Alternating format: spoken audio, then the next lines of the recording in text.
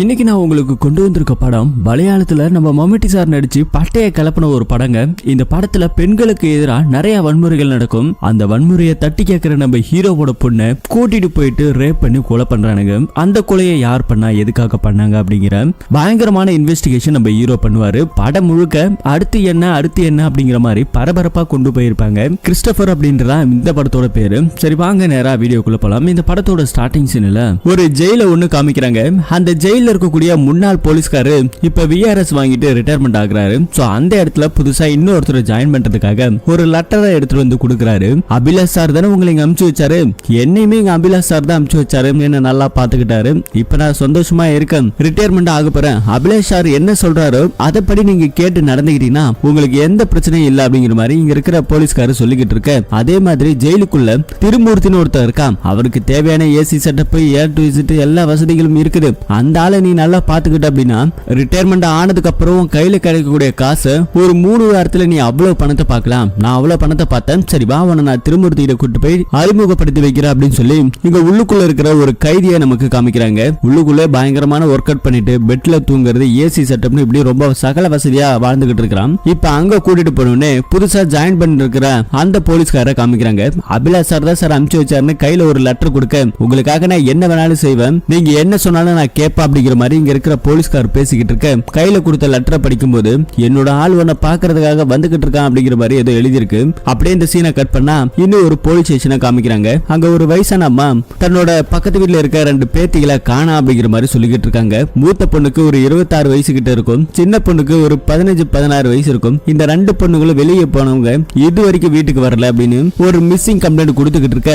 அதே இடத்துல அங்க இருக்கிற போலீஸ்காருக்கு ஒரு போன் கால் வருது. இந்த அம்மாவை கூப்பிட்டு கிளம்புறாங்க ஜீப்ல. அந்த அம்மாவுக்கு பயங்கரமான பயம். அந்த 2 பொண்ணுல சின்ன பொண்ணை அடிச்சு துன்புறுத்தி பாலியல் ரீதியான தொந்தரவுகளை கொடுத்து ஒரு இடத்துலயும், இன்னும் ஒரு மூத்த பொண்ணை கொடூரமான முறையில ரேப் பண்ணி ஒரு இடத்துல தூக்கி போட்டு போயிருக்கிற மாதிரி போலீஸ்க்கு இங்க கண்டெடுக்கப்படுறாங்க.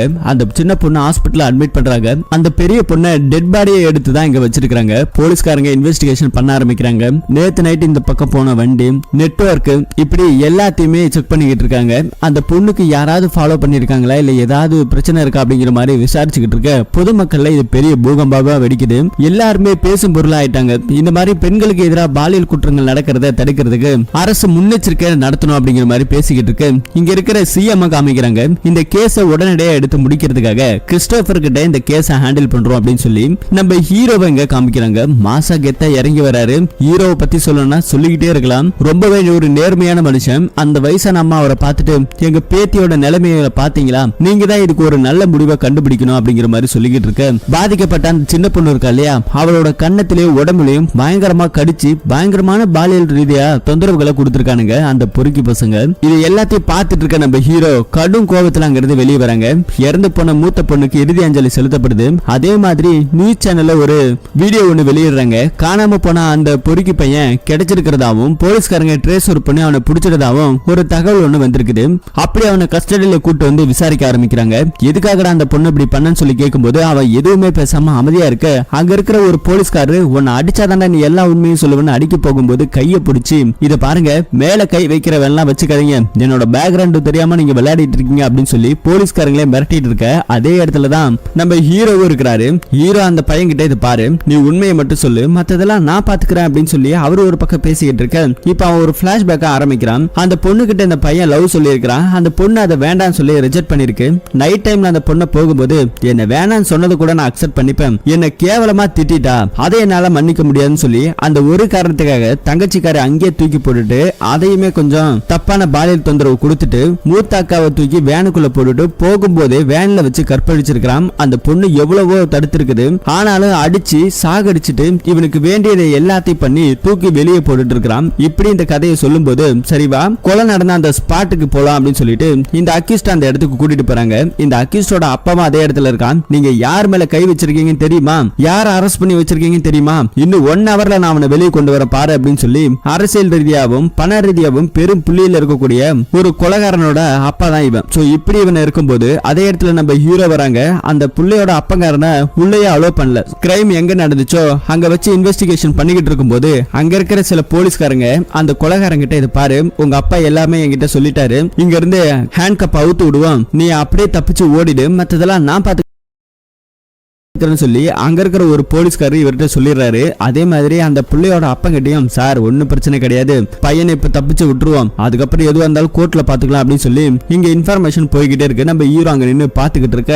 சொன்ன மாதிரியே அந்த போலீஸ்கார லாக்கப் அவுத்த அடுத்த நிமிஷம் அவன் அங்கிருந்து தப்பிச்சு ஓடுறான். இத பாத்துக்கிட்டு இருக்க நம்ம ஹீரோ துப்பாக்கியை எடுத்து சும்மா நெத்தி போட்டுல நச்சு நச்சுன்னு அங்க இருக்கிற ரெண்டு பேத்தையுமே சுட்டு கொலை பண்றாங்க. ஒருத்தவன் அக்கிஸ்ட், இன்னொருத்தவன் கிரைம் பண்றதுக்கு உதவியா இருந்த ஒரு டிரைவர். சோ ரெண்டு பேத்தையுமே கொலை பண்ணிட்டாங்க. இந்த நியூஸ் ரொம்பவே பிரபலமா பேசப்படுது, மக்கள் மத்தியில கொண்டாடுறாங்க. இந்த மாதிரியான பெண்களுக்கு எதிராக செய்யறவன அந்த நிமிஷமே சுட்டு கொள்ற நம்ம கிறிஸ்டோபர் மாதிரி ஒரு போலீஸ்காரர் தான் எங்களுக்கு வேணும், அவர் உண்மையாலுமே ரியல் ஹீரோ தான் அப்படின்னு பேசிக்கிட்டு இருக்க. இன்னொரு பக்கத்துல விவாத மேடை நடக்குது. அந்த விவாத மேடையில இப்படி போலீஸ்காரங்களே அவங்க சட்டத்தை கையில எடுத்துட்டா நீதிபதி எதுக்கு, கோர்ட் எதுக்கு, கேஸ் எதுக்கு, சட்டம் எதுக்கு அப்படின்னு சொல்லி இவங்க ஒரு பக்கம் பேசிக்கிட்டு இருக்காங்க. இன்னொரு சைடுல அதே இடத்துல இது மாதிரி பசங்களை உள்ள கூட்டிட்டு போய் லாக்அப்ல வச்சா மட்டும் அவங்களுக்கு என்ன தண்டனை வாங்கி கொடுக்க முடியும், இந்த மாதிரியான பெரிய புள்ளிகள் இருக்கிற பசங்களை ஈஸியா வெளியே கொண்டு வந்துடுறாங்க.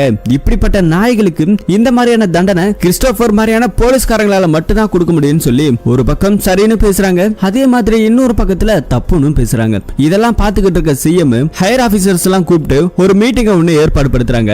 அந்த மீட்டிங்ல கிறிஸ்டோபரை உடனடியா சஸ்பெண்ட் பண்ணணும்னு சொல்லி நம்ம ஸ்னேகா இருக்காங்க இல்லையா, அவங்க பேரு பீமா, சோ அவங்களும் இந்த மாதிரி சொல்லிக்கிட்டு இருக்காங்க. ஆனா சிஎம்ஓ இது பாருங்க, கிறிஸ்டோபரை இந்த நிலைமையில நம்ம சஸ்பெண்ட் பண்ணா மக்கள் எல்லாம் கொந்தளிக்க ஆரம்பிச்சிருவாங்க, மக்கள் அவர் எவ்வளவு தூக்கி வச்சு பேசுறாங்கன்னு நமக்கு எல்லாத்துக்குமே தெரியும், அப்படிப்பட்டவரை நம்ம சஸ்பெண்ட் எல்லாம் பண்ண முடியாது, வேணும்னா கொஞ்ச நாள் லீவு மாதிரி கொடுத்து வைக்கலாம், அதுவும் இல்லாம கிறிஸ்டோபரோட மனநிலைமையை பத்தி விசாரிக்கணும், அந்த கிறிஸ்டோபர் யாரு, எதுக்காக சட்டத்தை தான் கையிலே எடுத்துக்கிறாரு, அவரை பத்தின அறிக்கையை ஒன்னு சப்மிட் பண்ணணும், அதுக்கப்புறம் வேணா நம்ம அவரை சஸ்பெண்ட் பண்ணலாம் அப்படிங்கிற மாதிரி இவங்களுக்குள்ள ஒரு திட்டத்தை தீட்டுறாங்க. அந்த கேஸை விசாரிக்கிறதுக்காக புதுசா ஒரு லேடி போலீஸை இங்க அப்பாயின்மெண்ட் பண்றாங்க. சோ இவங்க தான் இனிமே இந்த கேஸை விசாரிக்கிறாங்க. அது மட்டும் இல்லாம கிறிஸ்டோபர் பத்தின டீடைல்ஸ் எல்லாம் கரெக்ட் பண்ணி ஒரு ரிப்போர்ட்டை சப்மிட் பண்ணணும். சோ இப்படிப்பட்ட ஒரு வேலையை பார்த்துக்கிட்டு இருக்க நம்ம ஹீரோ உள்ளுக்குள்ள ஹாயா ட்ரிங்க்ஸ் பண்ணிக்கிட்டு இருக்காரு. இப்போ கிறிஸ்டோபரை பத்தி தெரிஞ்சுக்கணும்னா முதல்ல அவங்களோட வாழ்க்கையை பத்தி தெரிஞ்சுக்கணும்னு ஒரு எஸ்ஐ ஒருத்தர் கிறிஸ்டோபரை பத்தின ஹிஸ்டரியை சொல்ல ஆரம்பிக்கிறாரு. சில வருஷங்களுக்கு முன்னாடி கேரளா மாநிலத்தில் இருக்கக்கூடிய ஒரு ஊர்ல பயங்கரமான மத கலவரம் நடந்திருக்கு. அந்த மத கலவரத்துல ஒரு 2 பேர் இருக்கானுங்க. அந்த 2 பேருமே இந்த டைமை விட்டா நமக்கு இது மாதிரியான ஒரு நேரம் அமையாது அப்படின்னு சொல்லிட்டு அங்க இருக்கிற ஒரு வீட்டுக்கு போறானுங்க. கதவை தட்டுறானுங்க. ஒரு பொண்ணு ஒரு அம்மாவும் தான் இருக்காங்க. உங்க வீட்டுக்காரர் இல்லையான்னு சொல்லி கேட்டா ஜாமா வாங்கறதுக்காக கடைக்கு போயிருக்காரு அப்படிங்கிற மாதிரி பேசிக்கிட்டு இருக்க. தள்ளி விட்டுட்டு உள்ளுக்குள்ள இருக்கிற அந்த பொண்ணு வயசு பொண்ணு இவன் அவங்க அம்மா கண்ணு முன்னாடியே ரேப் பண்றான். ஒருத்தன் போய் பிடிச்சுக்கிறான். அவங்க தடுக்க வந்த அம்மாவை அதே இடத்துல அடிச்சு போட்டுட்டு அந்த பொண்ணு பயங்கரமா பாலியல் ரீதியா தொந்தரவு கொடுத்து 2 பேத்தையுமே அடிச்சு வீட்டுக்குள்ள போட்டுட்டு போறாங்க. எல்லா வேலையும் முடிச்சிட்டு வெளியே வரும்போது பொருள் வாங்கறதுக்காக போன அந்த ஆளு திரும்ப வீட்டுக்கு வரான். என்னடா பண்ணீங்க அப்படின்னு சொல்லி அவன் அடிக்க வரும்போது இவங்க 2 பேரும் சேர்ந்து அவங்களையுமே அடிச்சு வீட்டுக்குள்ள போட்டுட்டு ஒட்டுமொத்த இடத்துல பெட்ரோலை ஊத்தி கொளுத்தி விட்டுட்டு போறானுங்க. சோ இது மாதிரி கொளுத்தி விட்டுட்டா மத கலவரத்துல யாரும் இந்த மாதிரி பத்த வச்சுட்டாங்க அப்படிங்கிற மாதிரி கேஸ் அவங்க பக்கம் திரும்பிடும், நமக்கு எந்த பிரச்சனையும் இல்ல அப்படிங்கிற மாதிரி சொல்லிட்டு கிரைம் பண்ணிட்டு இவங்க 2 பேரும் இந்த பக்கம் வராங்க. மத கலவரத்துல எல்லாருமே பாதிக்கப்பட்டவங்களை கூட்டிட்டு போறதுக்காக போலீஸ்காரங்க ஜீப் எடுத்துட்டு வந்திருக்காங்க. அவங்க கூட்டத்தோட கூட்டமா இவங்க 2 பேரும் தப்பிச்சு போலான்னு சொல்லி பாத்துட்டு இருக்க. இவ்வளவு நேரமா எங்கடா போனீங்கன்னு சொல்லி போலீஸ்காரர் கேட்கும்போது சார் சில பேர் அங்க இருக்கிற வீட்டையே கொளுத்திட்டானுங்க, அது உள்ளுக்குள்ள இருக்கிறவங்களை காப்பாத்தலாம்னு சொல்லி போகும்போது தான் இவ்வளவு லேட் ஆயிடுச்சுன்னு சொல்லி இவனுக்கு பொய்ய சொல்லிட்டு அங்க டீ எல்லாம் குடிச்சிட்டு அப்படியே அந்த ஜீப்ல ஏறலாம் சொல்லி போகும்போது ஒரு பையன் கத்தி எடுத்துக்கிட்டு நேரா இவங்கள வெட்டுறதுக்காக அப்படியே வரான். அங்க இருக்கிற வெற்றிவேல் ஐபிஎஸ் சொல்லிட்டு நம்ம சரத்குமாரை காமிக்கிறாங்க. சோ ஒரு நேர்மையான போலீஸ்காரு அந்த பையனை அப்படியே அலாக்கா பிடிக்கிறாரு. பிடிச்ச அவங்க கிட்ட எதுக்காக இவ்வளவு ஆக்ரோஷமா அவங்கள வெட்டுறதுக்கு வந்த என்ன காரணம் சொல்லி கேட்கும்போது அந்த சின்ன பையன் ஒரு பிளாஷ்பேக் சொல்றான். இவங்க 2 பேரும் அந்த வீட்டை கொளுத்தும் போது இந்த பையன் அதை பார்த்திருக்கிறான். கொளுத்திட்டு போனதுக்கு அப்புறம் வீட்டுக்குள்ள பார்க்கும்போது தான் இவனோட அம்மா அப்பா அக்கா அப்படின்னு சொல்லிட்டு 3 பேத்தையும் கொலை பண்ணி இவனுங்க இந்த மாதிரி எரிச்சிருக்கானுங்க. அது மட்டும் இல்லாம அவங்க அக்கா நிர்வாணமா இருக்கிறத பார்த்துட்டு ரேப் பண்ணிட்டானுங்க அப்படிங்கறத இந்த சின்ன பையன் புரிஞ்சுக்கிறான். இதனாலதான் சார் வெட்ட வந்த அப்படின்னு சொல்லிட்டு இருக்கும்போது இவன் சொல்லிக்கிட்டு இருக்கும்போது அந்த பக்கத்துல கிரைம் பண்ண அந்த 2 பேரும் டே விஷயம் தெரிஞ்சிச்சு வாங்கிறது தப்பிச்சு ஓடிலான்னு சொல்லிட்டு அவனுங்க தப்பிச்சு ஓடலாம்னு பாக்குறானுங்க. ஆனா அதே இடத்துல நம்ம சரத்குமார் துப்பாக்கி எடுத்து அவனுக்கு 2 பேத்தையுமே சுட்டு கொலை பண்றாரு. சோ அதிகாரமும் ஆயுதமும் நம்ம கையில இருந்தா தப்பு பண்றவனா அதே இடத்துல தண்டிக்க முடியும் சொல்லிட்டு நம்ம ஹீரோ சின்ன வயசுல இருக்கும்போது சரத்குமாரோட ஷோல்டர்ல இருக்க அந்த ஸ்டாரை பார்த்து ஆசைப்பட்டு இந்த போலீஸ் வேலைக்கு கஷ்டப்பட்டு படிச்சு முன்னுக்கு வந்திருக்காரு. சோ அந்த டைம்ல எடுத்த ஒரு போட்டோவை வச்சு இங்க அமலா விசாரிச்சுக்கிட்டு இருக்காங்க. இந்த போட்டோவை நிறைய பேர் கேட்டாங்க, நல்ல வேலைக்கு கேட்டாங்க, ஆனா நான் கொடுக்கல. ஒரு தடவை கிறிஸ்டோபர் சார் கிட்ட கொண்டு போய் காமிச்சேன். அப்ப அவர் சொன்ன பதில் ஒண்ணுதான். அந்த டைம்ல இருந்த என்னோட கண்ணீரும் மன வேதனையும் இன்னும் வரைக்கும் அழுதுகிட்டு தான் இருக்கேன். சோ அதை என்னால மறக்க முடியாதுன்னு சொல்லிட்டு கிறிஸ்டோபர் சார் அவங்க ஃபேமிலியை இழந்து ரொம்பவே கஷ்டப்பட்டாரு. அதுக்கப்புறம் வெற்றிவேல் சார் மாதிரி படிச்சு நல்ல ஒரு நிலைமைக்கு வந்தாரு. அதுக்கப்புறம் அவருக்கு முதல் போஸ்டிங்கா ஆந்திரா மாநிலத்தில் இருக்கிற ஒரு இடத்துல தான் போட்டிருக்காங்க. அப்படி போடும்போது பெண்களுக்கு எதிரான நிறைய குற்றங்கள் அந்த இடத்துல நடந்திருக்கு. தனக்கு கீழே வேலை பார்க்கிற பெண்களை அடிப்பணிஞ்சு அவங்க கிட்ட ரிலேஷன்ஷிப்ல இருக்கிற ஒரு கேவலமான வேலையை பார்த்துட்டு இருந்தாங்க. அவங்களையுமே போயிட்டு அரெஸ்ட் பண்ணி சுட்டு பெண்களை காப்பாத்திருக்காரு நம்ம ஹீரோ. இப்படி நிறைய விஷயங்கள் நல்லதை பண்ணிருக்காரு. நம்ம ஹீரோவை பொறுத்த வரைக்கும் தப்பு பண்றான் அப்படின்னாக்கா, குறிப்பா பெண்களுக்கு எதிராக பாலியல் தொந்தரவோ ஏதாவது கொடுத்தா அப்படின்னா அடுத்த நிமிஷம் துப்பாக்கியால சுட்டு கொலை பண்ணக்கூடிய ஒரு நேர்மையான போலீஸ்கார். இவரை பத்தி நிறைய இந்தியன் டுடே இப்படின்னு ஏகப்பட்ட விஷயங்கள்ல நம்ம ஹீரோவோட போட்டோஸ் வந்திருக்குது. சில நாளுக்கு அப்புறம் திரும்பவும் கேரளாக்கு டிரான்ஸ்பர் பண்ணிருக்காங்க. ஐஜி தான் இவரை கம்பல் பண்ணி இங்க வர வச்சிருக்காரு. காரணம் என்னன்னாக்கா, அங்க இருக்கிற ஊருக்குள்ள ஒரு ஃபாரஸ்ட் ஏரியா இருக்கு. அந்த ஃபாரஸ்ட் ஏரியாவை கிராஸ் பண்ணக்கூடிய கொஞ்சம் வசதியானவங்க பணமோ நகையை எடுத்துட்டு வந்தா அவங்கள விபத்தை ஏற்படுத்தி அந்த பண நகையை கொள்ளடிக்கக்கூடிய ஒரு கேங்க பிடிக்கணும் அப்படிங்கிறதுக்காக ஹீரோ கிட்ட சில விஷயங்களை ரிப்போர்ட் பண்றாங்க. ஹீரோவா அதை எல்லாத்தையும் வாங்கி பார்க்கும்போது இந்த ஃபாரஸ்ட் ஏரியாவை கடக்கிறதுக்கு முன்னாடி ஒரு ஹோட்டல் இருக்கு. அந்த ஹோட்டல்ல தான் ஏதாவது நடக்கணும். ஒண்ணு வரக்கூடிய கஸ்டமர்ஸ் அவனுங்க நோட்டமிட்டு இந்த மாதிரி பண்ணணும், இல்ல அப்படின்னா அங்க நடத்தக்கூடிய ஹோட்டல்ல ஏதாவது பாய்சன் இந்த மாதிரி ஏதாவது கலந்துருக்குன்னு சொல்லும்போது அங்க இருக்கிற போலீஸ்காரங்க, சார் அந்த ஹோட்டலை பத்தி நாங்க விசாரிச்சோம், அந்த ஹோட்டல்ல நடத்துறது ஒரு ஹஸ்பண்ட் வைஃப் தான், அவங்களும் பஞ்சாப்காரங்க, சோ அவங்க ரெண்டு பேரும் இந்த மாதிரி பண்றதுக்கு வாய்ப்பு இல்லை அப்படிங்கிற மாதிரி சொல்லிக்கிட்டு இருக்கும்போது ஒருவேளை அந்த ஹோட்டல்ல சாப்பிட வர்றவங்கள தான் யாரு நல்லா வசதியா இருக்கிற ஆளுன்னு சொல்லிட்டு நோட்டமிட்டு திட்டமிட்டு கொலை பண்றானுங்க. இப்ப அவங்கள பிடிக்கிறதுக்கு என்ன தேவை அப்படின்னா, ஏடிஎம்ல பணம் நிரப்பக்கூடிய ஒரு வேன் இருக்கும் இல்லையா, அந்த மாதிரியான ஒரு வேனும் பெஸ்ட் என்கவுண்டர் ஸ்பெஷலிஸ்டா அப்படின்னு டீனாக்கா இருக்காங்க இல்லையா, இவங்க இந்த மாதிரி ஒரு 4-5 டீமை ரெடி பண்றாரு. அதே ஹோட்டலுக்கு போறாங்க, சாப்பிடுறாங்க. இந்த மாதிரி பணம் நிறைய இருக்கு, ஏடிஎம்ல ஃபில் பண்ணிட்டு வந்துருவோமான்னு சொல்லி டீனா அங்க போன்ல பேசிட்டு இருக்காங்க. பேசி முடிச்சதுக்கு அப்புறம் அங்க இருக்கிற வேன் எடுத்துட்டு கிளம்பும் போது ஒரு பைக்கார அப்படியே கிராஸ் பண்ணி போறான். இவங்களுக்கு ஆப்போசிட்ல அந்த பைக் ரொம்ப நேரம் போயிட்டு இருக்கு. திடீர்னு அந்த பைக்கை மட்டும் காணோம். அந்த பைக்கார அங்க இருக்கிற ஒரு லாரியில போயிட்டு ஏதோ கொஞ்சம் சிக்னல் கொடுத்துட்டு போன மாதிரி காமிக்கிறாங்க. இந்த பக்கம் ஆப்போசிட்ல நம்ம ஹீரோவோட டீம் வந்துகிட்டு இருக்க காரை அந்த லாரி ஒரு அடியா அடிச்சு ஒரு விபத்தை ஏற்படுத்துது. கார் குப்பரக்க பள்ளத்துல போய் விட பள்ளத்துல இருந்து நம்ம டீம் எல்லாருமே ஏஞ்சி பணத்தை திருடலான்னு வந்துட்டு இருக்க அந்த அக்யூஸ்டுகளை தாறுமாறா சுட ஆரம்பிக்கிறாங்க. அது நம்ம ஹீரோ கூட வந்த ஒரு டீம் நம்பரை மட்டும் தலையில குண்டு பட்டு இறந்து போறாரு. ஆனா அங்க இருக்கிற அக்யூஸ்டுகளை எல்லாத்தையுமே சுட்டு அரெஸ்ட் பண்ணி இந்த கேஸ ஒரு அடியா முடிச்சிட்டாரு. ஆனா ஹீரோ கூட வேலை பார்த்த ஒருத்தர் மட்டும் இறந்தார் இல்லையா, அவரோட நிலைமையை யோசிச்சு பார்க்கும்போது ஹீரோக்கு ரொம்பவே மன வருத்தமா இருக்கு. அந்த ஆளு காதலிச்சு கல்யாணம் பண்ணிருக்காங்க, ஒரு பெண் குழந்தையும் இருக்கு. வேறு மதத்தை கல்யாணம் பண்ணதால அந்த பொண்ணோட வீட்டுல வந்து அந்த பொண்ணை கூப்பிட்டு போயிட்டாங்க. இப்ப அந்த குழந்தைய மட்டும் ஏத்துக்க மாட்டேன்னு சொல்லி அனாதையா நிக்கிற அந்த குழந்தைய நம்ம ஹீரோ அடாப்ட் பண்ணி அவரு வளர்க்க போறதா சொல்லி கூப்பிட்டு போறாரு. அந்த டைம்ல இருக்கவங்க எல்லாருமே ஹீரோவோட மனசை பார்த்து ரொம்பவே பெருமைப்படுறாங்க. கட் பண்ணா இங்க கரண்ட்ல நம்ம ஹீரோவை பத்தி விசாரிச்சிட்டு இருக்காங்க இல்லையா, நம்ம போலீஸ்கார அம்மா, அவங்க நம்ம ஸ்னேகாவை பார்த்து ஹீரோவை பத்தின விஷயங்களா பேசிட்டு இருக்காங்க. அப்ப அவங்களுக்கு ஒரு முக்கியமான இன்ஃபர்மேஷன் கிடைச்சிருக்கு. ஸ்னேகாவும் நம்ம ஹீரோவும் லவ் பண்ணி கல்யாணம் பண்ணி இருக்கிறதாவும் இடையில பிரிஞ்சிருக்காங்க. அதை பத்தி கேட்கும்போது ஒரு பிளாஷ்பேக் போகுது. நம்ம ஸ்னேகா ஹீரோவை ரொம்ப பிடிச்சு போனதால கல்யாணம் பண்ணிக்கிறோம், உன்னை காதலிக்கிறேன்னு சொல்லி ஹீரோ கிட்ட சொன்னாலும் ஹீரோக்கு இதுல பெருசா உடன்பாடு கிடையாது. ஒரு வழியா வற்புறுத்தி கல்யாணத்துக்கு சம்மதிச்சு கல்யாணமும் பண்ணிக்கிறாங்க. அன்னைக்கு நைட் ஒரு பார்ட்டி நடக்குது. ஹீரோவோட கல்யாண நாளுக்காக கொடுக்க வேண்டிய பார்ட்டி. ஸ்னேகாவோட அப்பா ஒரு அமைச்சரா இருக்காரு. அப்படி ஹீரோவை ஓகே சொன்னதுக்கு காரணம் அவர் ஒரு ஐபிஎஸ் அதிகாரிங்கிற ஒரே காரணத்துக்காக. இப்ப ட்ரிங்க்ஸ் எல்லாம் பார்ட்டில நடந்துகிட்டு இருக்கக்குள்ள கூட நம்ம ஹீரோ தனிமையில உட்கார்ந்து இருக்கிறாரு. அவர் கூட தான் அபிலேஷ் எங்க காமிக்கிறாங்க. அபிலேஷும் நம்ம ஹீரோவும் க்ளோஸ் ஃப்ரெண்டு. அபிலேஷோட மாமனாரு ஒரு பழைய அம்பாசடர் காரை செகண்ட்ல வாங்கி கொடுத்திருக்காரு. ஆனா உன் மாமனார் பரவாயில்ல, நீ என்ன கேட்டாலும் வாங்கி கொடுப்பாரு அப்படிங்கிற மாதிரி பேசிக்கிட்டு இருக்க. அதே இடத்துல ஹீரோவோட மச்சான காமிக்கிறாங்க, ஸ்னேகாவோட தம்பி. அவங்க அப்பா கிட்ட ஒரு முக்கியமான வேலை வந்திருக்கு, போனா டபுளா கிடைக்கும் அப்படின்னு சொல்லிட்டு காரை எடுத்துட்டு கிளம்புறா. போகும்போது பென்ஸ் காரை எடுத்துட்டு போன்னு சொல்லி அப்பனோட பணக்கார திமிரங்க காமிக்கிறான். அதே வீட்டுல பார்ட்டிக்கு ட்ரிங்க்ஸ் எல்லாம் ஊத்தி கொடுத்துட்டு இருக்க ஒரு அம்மாவங்க காமிக்கிறாங்க, வேலைக்கார அம்மாவை. அவங்க பொண்ணு ஏதோ எக்ஸாமுக்கு படிக்கணுங்கிறதுக்காக நான் வீட்டுக்கு போறேன்னு சொல்லிக்கிட்டு இருக்காங்க. இருந்தாலும் பார்ட்டியை முடிச்சதுக்கு அப்புறம் தான் நம்மளால போக முடியும் சொல்லிக்கிட்டு இருக்க.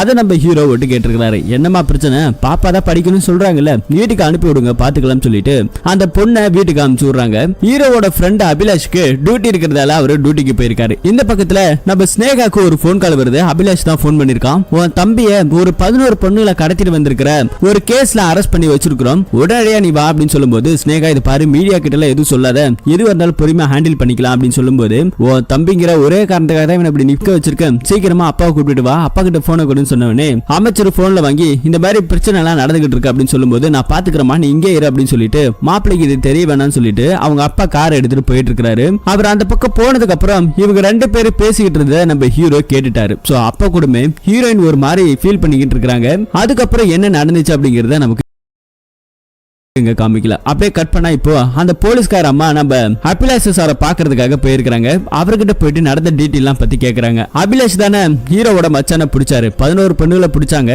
அந்த 11 பெண்ணுகளும் வேலைக்காக வந்தவங்க. ஆனா இப்படி வேற ஒரு இடத்துக்காக இல்லீகல் அஃபேருக்கு கூட்டு போய் விடுறதுக்காக இந்த பையன் கூட்டு வந்திருக்கிறான். ஆனா அமைச்சர் இடையில வந்ததால இது பெருசா வெளியுமே தெரிய வரல. ஒவ்வொரு பெண்ணுக்கும் தலா 10,000 ரூபாய் பணத்தை கொடுத்து எனக்கும் தேவையானதெல்லாம் செஞ்சு கொடுத்ததால இந்த கேஸ் அப்படியே கைவிடப்பட்டுருச்சு அப்படிங்கிற மாதிரி இங்க இருக்கிற அபிலாஷ் சொல்லிக்கிட்டு இருக்கான். ஆனா நான் இப்படி பண்ணிட்டேங்கிறதுக்காக என்னோட உயிர் தோழர் கிறிஸ்டோபர் என்கிட்ட பேசுறதே நிப்பாட்டிட்டான். ஒரு 9 மாசத்துக்கு அப்புறம் ஒரு இடத்துல ஒரு கேஸ் விஷயமா பாக்குறதுக்காக அவன்கிட்ட போயிருந்தேன். அப்ப என்கிட்ட பேசினான். பேசும்போது கூட சில கேஸ் ஃபைல குடுக்கறதுக்காக நான் போனேன். அப்போ என்கிட்ட கார் இருக்குது, அது இருக்குது, நீ லஞ்சம் வாங்கிட்டு இந்த மாதிரி மாறிட்ட அப்படிங்கிற மாதிரி என்ன குத்தி காமிச்சு பேசான். அதுக்கப்புறம் அந்த ரிப்போர்ட் கொடுக்கும்போது அங்க ஒரு ஷாக்கிங்கான நியூஸ் நம்ம ஹீரோக்கு கிடைச்சிருக்கு. அந்த பார்ட்டியில ஒரு பொண்ணு படிக்கிறதுக்காக அனுப்பி வச்சிருந்தார் இல்லையா, அந்த பொண்ணு இப்ப காணாம போயிட்டாலாம். அவளை கண்டுபிடிச்சு தர சொல்லி ஒரு 11 பெண்களோட கேஸ்ல இந்த பொண்ணு ஒருத்தி அப்படிங்கிற மாதிரி கொடுத்திருக்காங்க.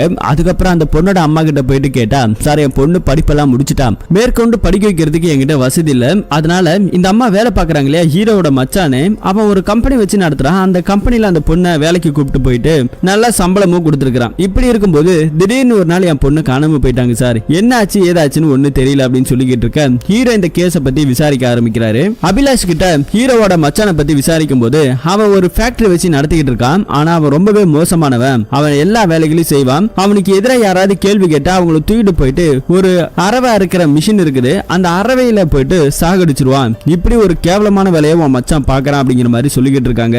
அன்னைக்கு அந்த 11 பெண்களும் மாட்டினப்ப கூட எல்லாருக்கும் 10,000 ரூபாய் காசை கொடுத்து அந்த கேஸை ஒண்ணும் இல்லாம ஆக்குனதும் உங்க மாமனார் தான் அப்படிங்கிற மாதிரி சொல்லிக்கிட்டு இருக்க ஹீரோக்கு வந்தது கோபம். போலீஸ்காரங்க டிபார்ட்மெண்ட்ல இருக்க எல்லாரையும் கூப்பிட்டு மச்சானோட அந்த ஃபேக்டரிக்கு போறாங்க.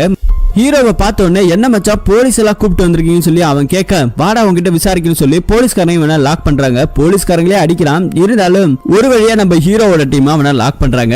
எல்லா இடத்துலயும் செக் பண்றாங்க. சில சிலைகளை செஞ்சு வச்சிருக்கான். அந்த சிலைகளை அடிச்சு உடைச்சு ஃபாரன்சிக்ல இருந்து சில பேர் வராங்க. அந்த உடைஞ்ச சிலையில இருந்து சில முடிகளை எடுக்கிறாங்க டிஎன்ஏ சாம்பிளுக்காக. அப்படியே அந்த முடிகளை எடுத்து செக் பண்ணும்போது தான் நிறைய பெண்களோட டிஎன்ஏ கூட மேட்ச் ஆகுது. அப்படி பார்க்கும்போது இவனுக்கு எதிராக யாராவது சாட்சி சொன்னாங்கன்னா அவங்க இந்த மாதிரி பண்ணிடுவான். குறிப்பா அந்த வேலைக்காரம்மா பொண்ணு இருக்கு இல்லையா, அந்த பொண்ணோட டிஎன்ஏ கூட மேட்ச் ஆகுது. அவன் அந்த பொண்ணு கிட்ட தப்பா நடந்திருக்கான். அதுக்கு அந்த பொண்ணு ஒத்துக்கலன்னு சொல்லி தான் இந்த மாதிரியான வேலைகளை பார்த்திருக்கிறது தெரிய வருது. அதையுமே அங்க வேலை பார்க்கிற ஒருத்தவன் பார்த்திருக்கான். போடும்போது பார்த்ததால வெளியே சொன்ன உன்னை கொன்னுடுவேன்னு சொல்லியிருக்கலாம். சோ அதுக்கு பயந்து அவன் சொல்லல. ஆனா ஹீரோ விசாரிச்சதுல அந்த ஆளு ஸ்டேட்மெண்ட் கொடுத்துட்டான். உன்னை கைது பண்ண இது ஒண்ணு போதும் அப்படின்னு சொல்லிட்டு ஹீரோ தான் மச்சான் கூட பார்க்காம அவனை அரெஸ்ட் பண்ணி கூட்டிட்டு வராங்க. இந்த விஷயம் நம்ம ஸ்னேகாக்கு தெரியுது. ஸ்னேகாவோட அப்பா நீ சொன்னவனே அவனை கல்யாணம் பண்ணிக்கிறதுக்கு நான் சம்மதிச்சுக்கான ஒரே காரணம் அவன் ஒரு போலீஸ்கார ஐபிஎஸ் அப்படிங்கிறதுக்காக தான். அது என்னைக்காவது எனக்கு யூஸ் ஆகும் அப்படின்னு பார்த்து தான் உன்னை நான் கல்யாணம் பண்ணி வச்சேன். ஆனா இப்போது எனக்கு எந்த யூஸும் கிடையாது.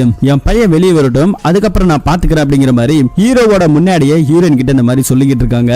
ஹீரோவோட மச்சான வெளியே கொண்டு வரதுக்காக எல்லா ஏற்பாடு பண்ணிக்கிட்டு இருக்காங்க. அதே சமயம் ஹீரோக்கும் அவங்க மனைவிக்குமே கொஞ்சம் கருத்து வேறுபாடால 2 பேரும் பிரிஞ்சிருக்காங்க. ஒரு கட்டத்துல கோர்ட்ல நம்ம ஹீரோவோட மச்சான கூப்பிட்டு வர்றதுக்காக எல்லாருமே ஆயத்தமா இருக்காங்க. இந்த கேஸ விசாரிச்சுக்கிட்டு இருக்கு நம்ம ஹீரோ தான். அப்படி பெண்களுக்கு எதிராக நிறைய செயல்களை செஞ்சு என்கவுண்டர் பண்ண நம்ம கிறிஸ்டோபர் இன்னைக்கு அவங்க மச்சான இந்த மாதிரியான ஒரு தப்பு பண்ணி இருக்கிறதால அவருக்கு எதிராக கரெக்டான நடவடிக்கைகளை எடுப்பாரா அப்படிங்கிற மாதிரி பொதுமக்கள் கிட்ட நிறைய சந்தேகங்கள் இருக்கு. இப்ப ஹீரோவோட மாமனாரு எல்லாருமே கோர்ட்டு கிட்ட நிறைய பேர் நின்னுட்டு இருக்காங்க. பாதிக்கப்பட்ட அந்த பொண்ணோட அம்மாவை அந்த இடத்துல நின்னுகிட்டு இருக்க நம்ம கிறிஸ்டோபர் சார் அப்படியே வெளியே வராரு. ஹீரோ வந்ததை பார்த்து அந்த அம்மா உங்ககிட்ட பேசணும் சார் சொல்லிட்டு அந்த அம்மா வந்து நம்பி அனுப்புன என்ன மாதிரி பண்ணிட்டான் பாருங்கன்னு சொல்லி அழுதுகிட்டு இருக்க பின்னாடி கிறிஸ்டோபரோட மச்சான அப்படியே கூட்டு வராங்க.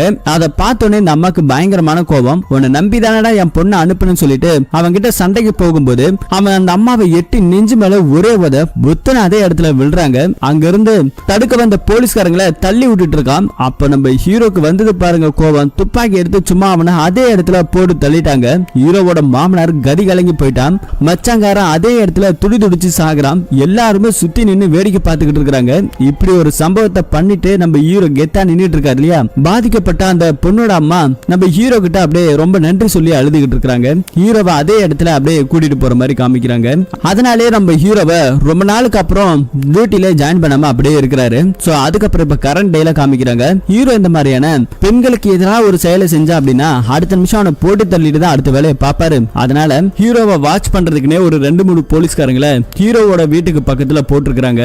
அப்படி போட்டவங்க ஹீரோவை யாரோ ஒரு வயசானவர் வந்து சந்திச்சதாவும் ஒரு தகவல் ஒண்ணு கொடுத்திருக்காங்க. சந்திச்ச நபர் யாருன்னு கேட்கும்போது ஒரு 2-3 வாரத்துக்கு முன்னாடி ஒரு பொண்ணை ஒருத்தவன் எரிச்சிருக்கான். அந்த கேஸ் ரொம்ப சென்சிட்டிவா போயிட்டு இருந்தது. அப்படி பாதிக்கப்பட்ட ஒரு பொண்ணோட அப்பா தான் இப்ப நம்ம ஹீரோவை சந்திச்சிருக்கிறதா போலீஸ்கார மேடத்துக்கு தகவல் கிடைச்சிருக்கு. இப்போ நம்ம உள்ளுக்குள்ள காமிக்கிறாங்க. நம்ம ஹீரோவை அந்த வயசானவர் வந்து பாக்குறாரு. என் பொண்ணுக்கு சரியான நீதி கிடைக்கணுங்கிறதுக்காக தான் உங்களை பாக்குறதுக்காக நான் வந்திருக்கேன் அப்படின்னு சொல்லி இங்க அமீனான்னு சொல்லி ஒரு பொண்ணு கூட்டு வந்திருக்காங்க. நம்ம ஹீரோ சின்ன வயசுல தான் கூட வேலை பார்த்தவரோட பொண்ணை அடாப்ட் பண்ணி வளர்த்தார் இல்லையா, அவங்க தான் இப்ப பெருசா வளர்ந்துருக்காங்க. பேர் அமினா, ஹீரோவோட பொண்ணு. இப்படி பாதிக்கப்பட்ட நபரை கூட்டு வந்து அப்பா கிட்ட சொல்லுங்க சொல்லி தான் இங்க கூட்டு வந்து சொல்லிருக்காங்க. நீங்க வரணும் சார், என் பொண்ணு வேற உங்களை பார்க்கணும் சொல்லிருக்கா, அவளை நீங்க பார்க்கணும் சார் சொன்னோடனே கண்டிப்பா சார் வருவாருன்னு சொல்லி தான் பொண்ணு சொல்லிருக்காங்க. சோ அதுக்கப்புறம் கட் பண்ணா என்ன நடந்துச்சு அப்படிங்கறத நமக்கு காமிக்கிறாங்க.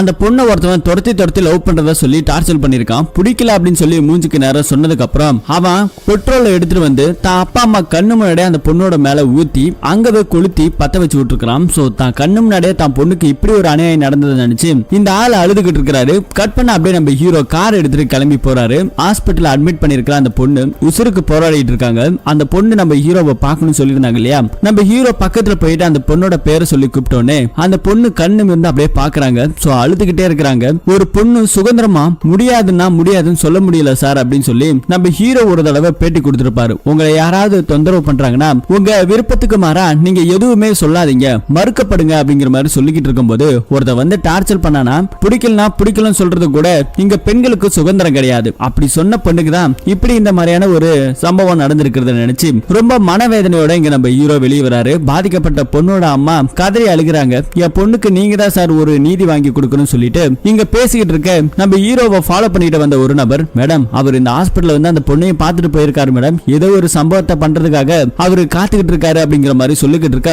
எல்லாருமே அலர்ட்டா இருங்க, அவரை ஒவ்வொரு நிமிஷம் வாட்ச் பண்ணிக்கிட்டே இருங்க அப்படின்னு சொல்லிக்கிட்டு இருக்க. நிறைய போலீஸ்காரங்களை ஹீரோவோட வீட்டை சுத்தி போட்டிருக்காங்க. உள்ளுக்குள்ள நம்ம ஹீரோ நிறைய விஷயத்தை யோசிச்சுட்டு இருக்காரு. அந்த சம்பவத்தை பண்ண அக்யூஸ்ட் எங்க இருக்கான்னு சொல்லி போலீஸ்காரங்க விசாரிச்சதுல அந்த சம்பவம் பண்ணதுக்கு அப்புறம் அவன் ஏதோ கோவால பதங்கி இருக்கிறதா சொல்லி தகவல் கிடைச்சிருக்கு. ஆனா அது எந்த இடம் அப்படின்னு சொல்லி நமக்கு இது வரைக்கும் தெரியல அப்படின்னு போலீஸ் டிபார்ட்மெண்ட்ல நியூஸ் போயிட்டு இருக்கு. நைட் டைம் ஆகுது, ஹீரோவை வாட்ச் பண்ணிக்கிட்டே இருக்காங்க. ஹீரோ இது வரைக்கும் வெளியே போகல, ரூம் லைட் ஆஃப் ஆகி ஆன் ஆகிட்டு தான் இருக்கு அப்படின்னு சொல்லி இவங்க எல்லாம் பாத்துக்கிட்டு இருக்க. ஆனா ஹீரோ பேக் டோர் வழியா யாருக்கு தெரியாம தப்பிச்சு ஒரு போட்டை எடுத்துட்டு பாதிக்கப்பட்ட அந்த பொண்ணு அந்த மாதிரி பண்ணவன அப்படியே தூக்கிட்டு வந்துட்டாரு. இங்க போலீஸ்காரங்க ட்ரேஸ் ஓவர் பண்ணதுல ஹீரோ ஒரு இடத்துல கார்ல டிராவல் பண்ண மாதிரி ஒரு சிசிடிவி ஃபுட்டேஜ் கிடைச்சிருக்கு. அது செக் பண்ணி பார்க்கும்போது ஏர்போர்ட்ல கோவா போறதுக்கான ஒரு பிளைட்ல அவர் போயிருக்கிறதா தகவலும் கிடைச்சிருக்குது. சோ அவர் ஹையர் ஆபீசர்ன்றதால பிளைட்ல டிராவல் பண்றதுக்கு எந்த ஒரு ரெஸ்ட்ரிக்டடும் இல்ல அப்படிங்கிற மாதிரி சொல்லிக்கிட்டு இருக்க. இப்ப அவர் அந்த கொலையை பண்ணாரா, அவனை என்ன பண்ணாரு அப்படிங்கிற விஷயம் யாருக்குமே தெரியல.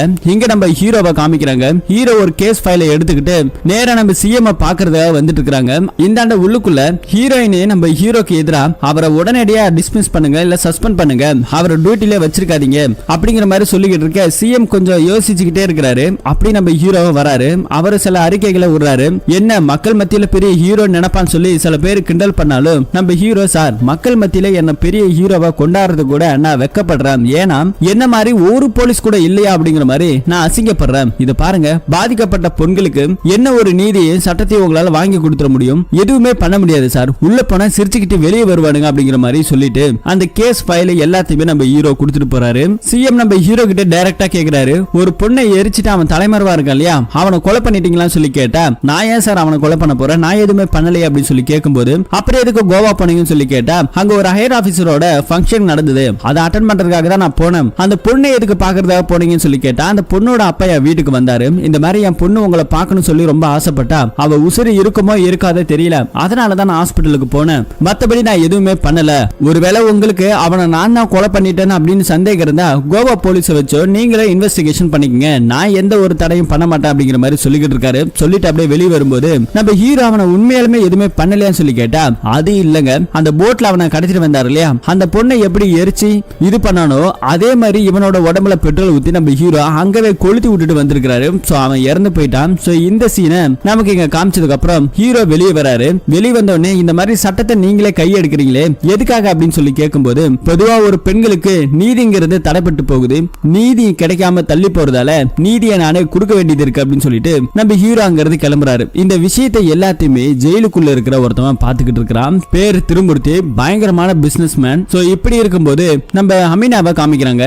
அமீனா ஒரு வக்கீல் வந்துட்டு இதை மீட் பண்றாரு. நம்ம அமீனா அமீனாவும் ஒரு வக்கீல் தான். சோ கேஸ்லாம் நல்லா வாதாடி நல்லா சம்பாதிக்கிறீங்க போலன்னு சொல்லி அந்த வக்கீல காசை வாங்கிட்டு கேஸ் நடத்துறத குத்தி காமிச்சு பேசிட்டு போறாங்க.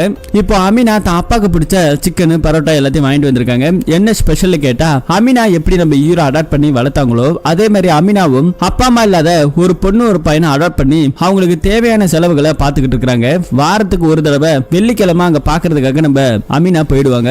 இப்படி வீக்கெண்ட்ல நம்ம அமீனா கிளம்புறதா சொல்லிக்கிட்டு இருக்காங்க. சரி நீ போயிட்டு வா, அவங்களை கேட்டதா சொல்லு அப்படிங்கிற மாதிரி நம்ம ஹீரோவும் சொல்லியிருக்காரு. ஆனா பணத்தை எல்லாமே நம்ம அமீனாக்கு கொடுக்கறது ஹீரோ தான். ஆனா அந்த பசங்க நமக்கு செலவு பண்றது எல்லாம் அமீனான்னு நினைச்சுக்கிட்டு இருக்காங்க. சரி ஒரு வழியா கிளம்பிங்கிறது போறதுக்கு முன்னாடி ஹீரோ கிட்ட ஒரு முக்கியமான விஷயத்தை பத்தி பேசணுங்கிறதுக்காக இந்த பரோட்டா சிக்கன் கறி எல்லாத்தையும் வாங்கிட்டு வந்திருக்காங்க. என்ன விஷயமான்னு சொல்லி கேட்கும் போதுதான் ஒரு 4 நாளைக்கு முன்னாடி ஒரு பொண்ணு இறந்து போயிருக்கிறான். அவ பிசினஸ் மேனா இருக்கிற திருமூர்த்தியோட மனைவி இறக்குறதுக்கு 4 நாளைக்கு முன்னாடி என்ன வந்து பார்த்தாங்க. என்கிட்ட ஒரு முக்கியமான விஷயத்தை பத்தி சொன்னாங்க அப்படின்னு நம்ம அமீனா ஒரு பிளாஷ்பேக் ஆரம்பிக்கிறாங்க. அந்த பிளாஷ்பேக்ல அஸ்வினி சொல்லி ஒரு பொண்ணை காமிக்கிறாங்க. அந்த பிசினஸ் மேன்றாலே திருமூர்த்தி அவனோட மனைவி நான் இப்ப கூட உங்களை மீட் பண்ண வந்ததுக்கு பயந்துகிட்டு தான் வந்திருக்கேன், இந்த இடமும் சேஃப் இல்ல அப்படின்னு சொல்லி ஒரு பென் டிரைவரை கொடுக்கறாரு. இதுல இருக்கிற சொத்து நிறைய விஷயங்கள் இருக்குது, இது எல்லாமே நான் இறந்ததுக்கு அப்புறம் ஒரு அனாதை ஆசிரமத்துக்கோ இல்ல ஏதாவது ட்ரஸ்ட்டுக்கோ இந்த சொத்தெல்லாம் மாத்திரணும் அப்படின்னு சொல்லி இவங்க முடிவு எடுத்திருக்காங்க. தான் ஹஸ்பண்ட் கிட்ட இருந்து டிவோர்ஸ் வேணுங்கிறதுக்காக அமீனா கிட்ட பேசிக்கிட்டு இருக்காங்க. எதுக்காக டிவோர்ஸ் வேணும் ஏன் அப்படின்னு சொல்லி கேட்கும்போது தான் அப்பா இறந்து போயிருக்கிறாரு,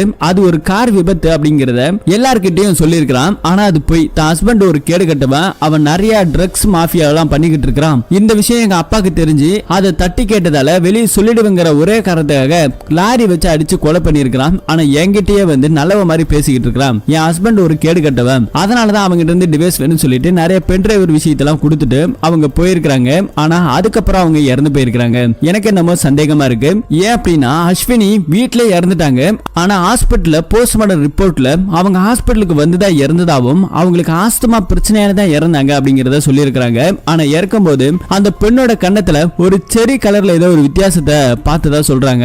ஆனா இப்படிப்பட்ட எந்த ஒரு டீடைலுமே போஸ்ட்மார்டம் ரிப்போர்ட்ல வரவே இல்லை அப்படின்னு சொல்லிக்கிட்டு இருக்கேன். அந்த போஸ்ட்மார்டத்தை பண்ண அந்த டாக்டரை நம்ம ஹீரோ போயிட்டு சந்திக்கிறாரு. அவர்கிட்ட கேட்கும்போது இல்ல அவங்களுக்கு ஆஸ்துமா பிரச்சனை இருக்கிறதால தான் அவங்க இறந்து போயிருக்காங்க, மத்தபடி எதுவுமே கிடையாது அப்படிங்கிற மாதிரி சொல்லிக்கிட்டு இருக்கேன். ஹீரோ நீங்க எவ்வளவு பணம் வாங்கினீங்க, ஒருவேளை பணம் வாங்கிட்டு இந்த மாதிரி எல்லாம் பண்ணிருக்கீங்களா சொல்லி ஒரு டவுட் பண்றாரு. என்ன சார் இப்படி எல்லாம் கேக்குறீங்க சொல்லும்போது அந்த பொண்ணை பத்தி நிறைய டீடைல் நம்ம ஹீரோ சொல்லியிருக்கிறாரு. அதுவும் இல்லாம ஒரு முக்கியமான விஷயத்தை பத்தி ஒரு வாட்ச்மேன் ஒரு ரிப்போர்ட்டை கொடுத்திருக்கிறான். என்னன்னா அமீனா இறந்ததுக்கு அப்புறம் அவங்களோட ரூம் ஜன்னல் எல்லாமே லாக்ல இருந்தது, அவங்கள கொண்டு போறது அடுத்த நிமிஷம் ஜன்னல் எல்லாம் ஓபன் பண்ணிருக்காங்க. அது யார் பண்ணாங்க அப்படிங்கிறது தெரியல, இத வாட்ச்மேன் சொல்லியிருக்கான். இறந்து போன அஸ்வினி இருக்காங்க இல்லையா, அவங்களுக்கு கார்பன் மோனாக்சைடு கொடுத்து ஓவர் டோஸ் கொலை பண்ணிருக்காங்க. அவங்களுக்கு ஆஸ்துமா இருக்கிறத தெரிஞ்சுதான் பக்கா பிளான் பண்ணி இதை கொலை பண்ணிருக்காங்கன்னு சொல்லி இங்க டாக்டர்கிட்ட சொல்லும் போது டாக்டர் ஒரு நிமிஷம் ஸ்ட்ரகிள் ஆகுறாரு. அப்படியே கட் பண்ணா இந்த பக்கத்துல நம்ம ஹீரோ உட்கார்ந்து இருக்கிறாரு. அவருக்கு ஒரு போன் கால் வருது. அந்த போன் கால் அட்டெண்ட் பண்ணோடனே ஹீரோக்கு அப்படியே நெஞ்ச வெடிச்ச மாதிரி ஆயிடுது.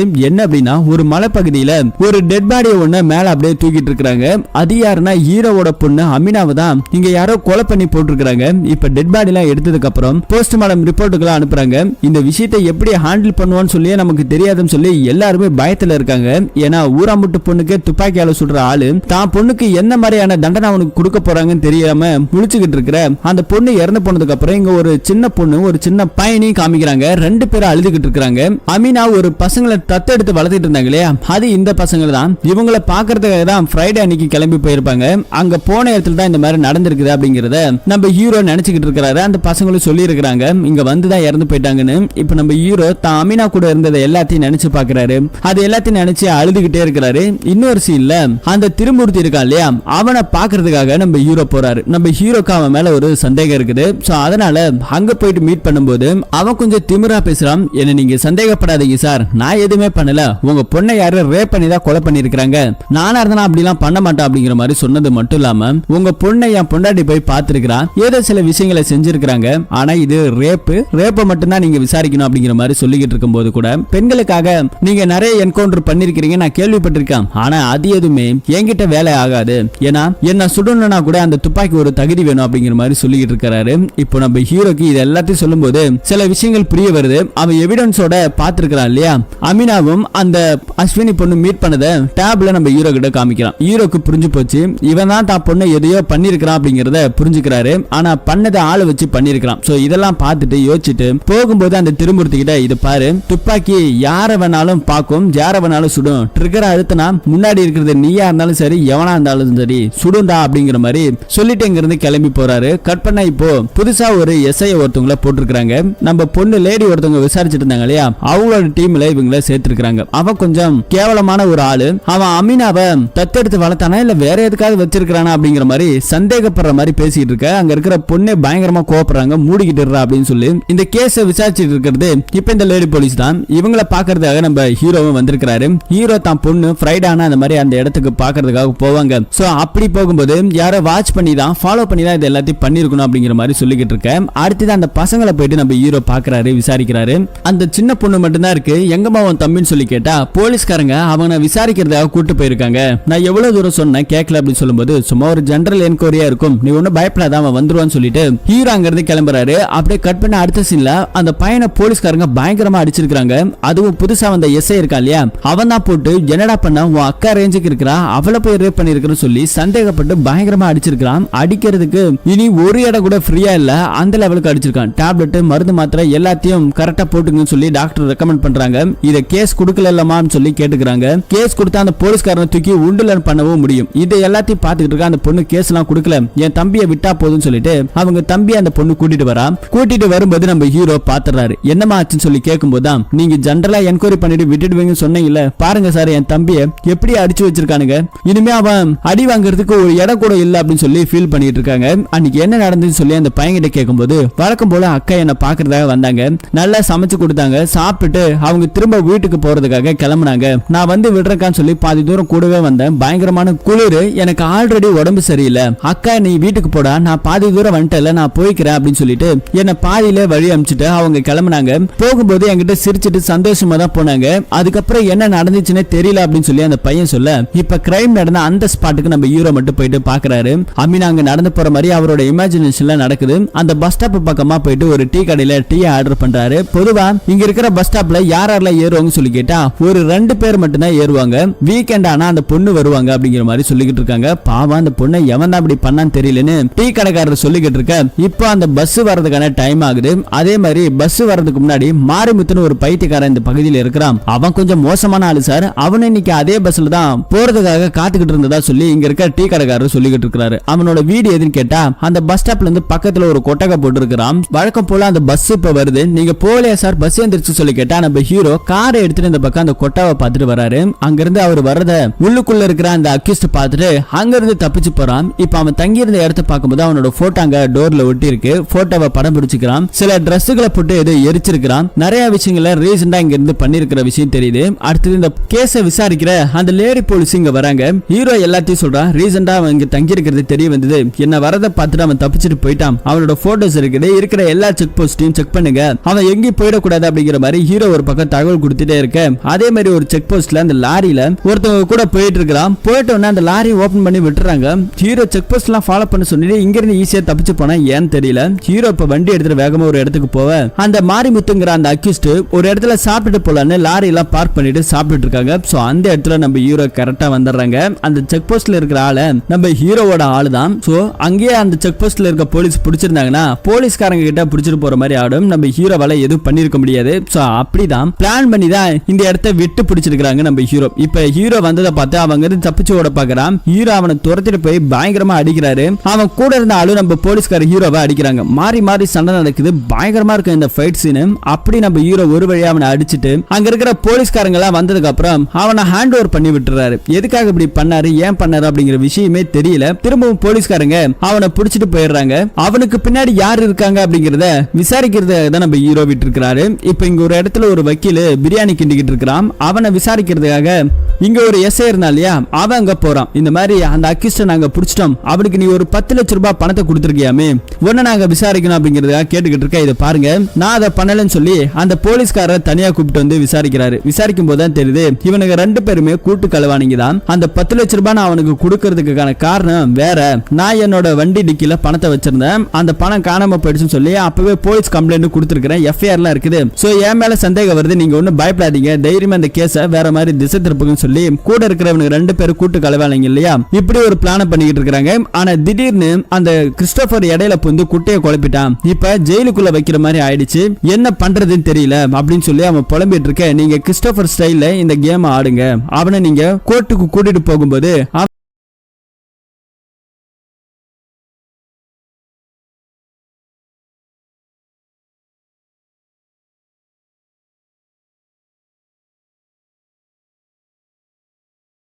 இவனை நீங்க தப்பிக்க விட்டு சுட்டு கொன்னுடுங்க, எந்த ஒரு உண்மையும் வெளியே வர போறது இல்ல அப்படின்னு சொல்லி இவனுக்கு ஏதோ ஒரு பிளான போட்டிருக்கிறானுங்க. சோ அதன்படி நடக்கலாம்னு சொல்லி இங்க இருக்கிற எஸ்ஐ கைது செய்யப்பட்ட அந்த மாரிமுத்துவை கோர்ட்டுக்கு கூட்டிட்டு போறதுக்காக ஜீப்ல போயிட்டு இருக்கும்போது ஒரு இடத்துல உச்சா வருது சொல்லுவான். லாக்கப் அவுத்து விடியான்னு சொல்லி இவன் சொன்னதால லாக்கப்பை அவுத்து விடுறாங்க. உச்சா விடுற அந்த கேப்ல அவன் தப்பிச்சு ஓடும்போது இங்க இருக்கிற அந்த போலீஸ்காரன் துப்பாக்கியால சுட்டு அவனை கொன்னுலாம் சொல்லி சுட போவான். ஆனா இவனை யாரோ கையில சுட்டுறாங்க, யாருன்னு தெரியல, பயந்து போறான். அந்த அக்யூஸ்ட் அந்த ஃபாரஸ்ட் ஏரியால தப்பிச்சு ஓடும்போது பின்னாடியே அவனை யாரோ பிடிக்கிற மாதிரி தெரியுது. யாருன்னு பார்த்தா நம்ம ஹீரோ தாங்க. கரெக்டா வந்து அவனை தூக்கிட்டு போயிட்டாங்க. இப்ப டீனாக்கு யாரோ ஒருத்தருக்கு போன் கால் பண்ணி இந்த இடத்துல இந்த போலீஸ் கேஸ விசாரிக்கிற நம்ம லேடி போலீஸ் இங்க வந்திருக்காங்க, டீனாவும் இங்க வந்திருக்காங்க. இந்த ஃபாரஸ்ட் ஏரியால யாருமே இந்த இடத்தை கண்டுபிடிக்க முடியாது, சீக்கிரட்டான இடம் அப்படின்னு சொல்லிட்டு இந்த லேடி போலீஸை உள்ள கூட்டு போனதான் தெரியுது. நம்ம ஹீரோ அவனை கழுத்துல கயிறை மாட்டி தொங்க வச்சிருக்கிறாரு. என்ன சார் இந்த மாதிரி பண்ணிட்டீங்கன்னு சொல்லி கேட்கும்போது என்ன பண்ணன்னு சொல்லி இவனே சொல்லுவான். அதுக்கப்புறம் நீ எதுவா இருந்தாலும் பேசு அப்படிங்கிற மாதிரி சொல்லிட்டு அவனை உண்மை சொல்லலாம் உன் மண்டை செதறடா சொல்லி துப்பாக்கி வச்சு நம்ம ஹீரோ மிரட்டும் போது தான் அப்ப நம்ம ஹீரோவோட பொண்ணு அவங்கள சந்திச்சுதான் அந்த வழியா வந்துகிட்டு இருப்பாங்க. இவன் ஃபாலோ பண்ணி தலையில பலமா அடிச்சு அந்த பொண்ணு தூக்கிட்டு வந்து அந்த பொண்ணு கிட்ட ரேப் பண்ணிட்டு பிரைவேட் பார்ட்ல கல்ல வச்சு குத்தி கத்தியாலுமே அதே இடத்துல குத்தி கொடூரமான முறையில கொலை பண்ணி அங்க இருக்கிற மலைப்பகுதியில் தூக்கி போட்டு போயிருக்கிறான். இத பார்க்கும்போது எவ்வளவு மனவேதனையா இருக்குது அப்படின்னு சொல்லி நம்ம ஹீரோ வருத்தப்பட்டுக்கிட்டு இருக்க. அது மட்டும் இல்லாம இந்த கேஸ உங்க டீம்ல ஒருத்தனை வச்சிருக்கீங்களே ஒரு புறம்போக்கு, அந்த புறம்போக்க பத்தி ஒரு வீடியோ ஒன்னு இருக்குன்னு சொல்லி அந்த பாதிக்கப்பட்ட சின்ன பையன் இருக்கான் இல்லையா, லாக்அப்ல வச்சு அடிச்சாங்க பாருங்க, அவனோட அக்கா இங்க ஒரு வீடியோவை நம்ம ஹீரோக்கு அனுப்பிச்சிருக்காங்க. அந்த வீடியோல என் தம்பியை சந்தேகத்தை பேர்ல கூட்டு போய் விசாரிக்கிறாங்கன்னு தெரியும், ஆனா அப்படி அவனை உள்ளுக்குள்ள வச்சு இப்படி அடிப்பாங்கன்னு தெரியாது. அது மட்டும் இல்லாம இந்த கேஸை விசாரிக்கிற அந்த போலீஸ்காரன் என்ன நிம்மதியா விட மாட்டான். உன் தம்பியை நான் சந்தேகத்தை பேர்ல அப்பப்ப கூட்டு போவேன், அவனை வெளியவே விட மாட்டேன்னு சொல்லி மிரட்டினான். அதுக்காக நான் என்ன பண்ணணும்னு சொல்லி கேட்கும்போது என் கூட படு அப்படின்னு சொல்லி இருக்கிறான். அதனால இந்த பொண்ணு கிட்ட அவன் தப்பா இருந்திருக்கிறான். அதனாலதான் அன்னைக்கு அந்த போலீஸ்காரன் அந்த சின்ன பையனை அடிச்சிட்டு வெளியவே விட்டுருக்கான். இதுக்கு இதான் சார் காரணம் அப்படிங்கிற மாதிரி சொல்லிக்கிட்டு இருக்க நம்ம ஹீரோ இந்த எவிடன்ஸ் எல்லாம் இப்போ கண்ணு முன்னாடியே நான் கொடுக்குறேன், அடுத்த நிமிஷம் அவங்களுக்கு தண்டனை வாங்கி கொடுக்க முடியுமா? டெல்லியில நிர்பயாங்கிற ஒரு கேஸ 8 வருஷத்துக்கு அப்புறம் தான் தீர்ப்பு கொடுத்தாங்க. இப்படி தீர்ப்பு கொடுக்கறதுக்கு இவ்வளவு காலம் வரும்போது பெரிய புள்ளிகள்ல இருக்கிற அவனுக்கு பின்னாடி யார் இருக்காங்கன்னு தெரியாமலே இவ்வளவு வேலைகள்லாம் நடக்குது, நீ இதெல்லாம் சரி பண்ண முடியுமா அப்படின்னு சொல்லி கேட்கும்போது நம்ம போலீஸ்காரங்க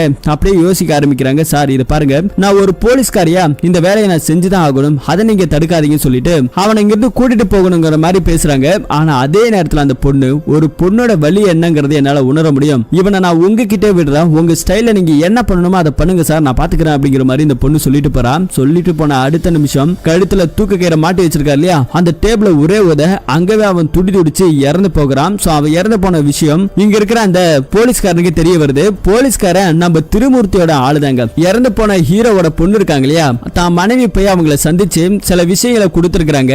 இந்த விஷயம் வெளியே தெரிய வந்துச்சுன்னா கண்டிப்பா நான் மாட்டிக்குவேன் அப்படிங்கிறதுக்காக தான் இவனை ஆளு வச்சு அந்த அமீனாவை போட்டிருக்கானுங்க.